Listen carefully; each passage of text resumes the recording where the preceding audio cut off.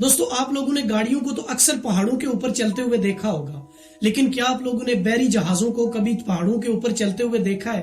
यानी वो शिप्स जो पानी में चलने के लिए बनाए गए हों, वो समंदर में मौजूद किसी पहाड़ी सिलसिले को अबूर करके एक साइड से दूसरी साइड पे जा रहे हों। सुनने में तो ये बात एक मजाक लग रही होगी, लेकिन असल में ऐसा करना मुमकिन भी है और ऐसा आज तक कई सालों से हो भी रहा है। अस्सलाम वालेकुम, कैसे हैं दोस्तों? अगर आप इस तरह की नॉलेज रिलेटेड वीडियोस देखना चाहते हैं तो बराए मेहरबानी मेरे चैनल को सब्सक्राइब कर लें और साथ दिए गए बेल आइकन को प्रेस कर दें ताकि मेरी लेटेस्ट वीडियोस आप लोगों तक बआसानी पहुंचती रहे। बात कुछ यूं है कि जैसे पूरी दुनिया में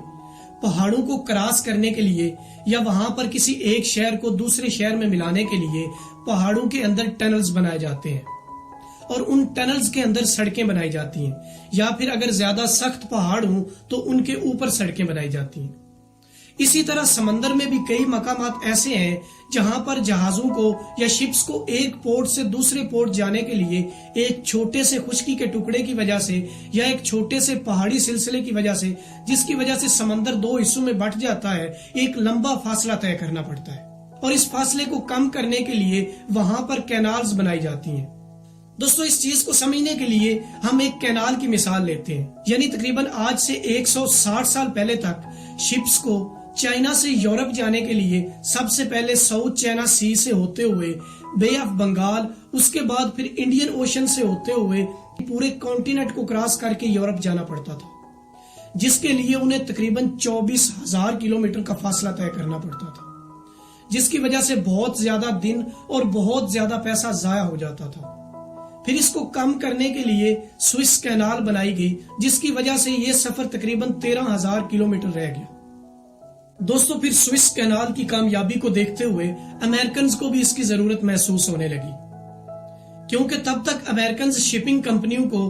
अमेरिका से यूरोप जाने के लिए पूरे साउथ अमेरिका कॉन्टिनेंट को क्रॉस करके एक लंबा रास्ता तय करना पड़ता था। फिर इस रास्ते को शॉर्ट करने के लिए अमेरिकन ने साउथ अमेरिका और नॉर्थ अमेरिका को मिलाने वाले एक खुश्की के रास्ते पैनामा पर कैनाल बनाने का फैसला किया। लेकिन वहां पर कैनाल बनाना इतना ज्यादा आसान नहीं था जितना स्विस कैनाल बनाना आसान था, क्योंकि वहां पर बहुत बड़े बड़े पहाड़ और उनके बहुत सख्त पत्थर इस चीज के रास्ते में रुकावट थे। वहां पर कैनाल बनाना ऐसा था कि 500 मीटर ऊंचे पहाड़ों को काट कर सतह समंदर के बराबर करना, जो कि एक बहुत ज्यादा मुश्किल काम था। फिर आखिरकार सन 1876 में यह मुश्किल टास्क एक फ्रेंच कंपनी ने लिया और उसने वहां पर काम करना शुरू कर दिया। लेकिन दोस्तों, आप लोगों को शायद पता ही होगा कि पैनामा के जंगलों का शुमार दुनिया के खतरनाक तरीन जंगलों में होता है और उनके अंदर ऐसे खतरनाक कीड़े मकोड़े होते हैं, खतरनाक चींटियां होती हैं,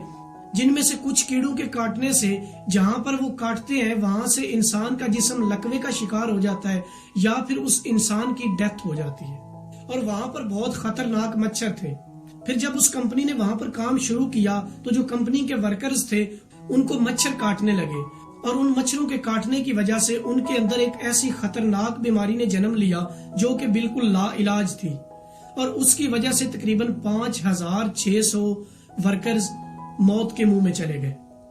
दोस्तों, फिर ये कंपनी बैंकक्रप्ट हो गई और ये प्रोजेक्ट छोड़कर भाग गई। इस कंपनी के बाद अमेरिकन ने इस टास्क को खुद करना मुनासिब समझा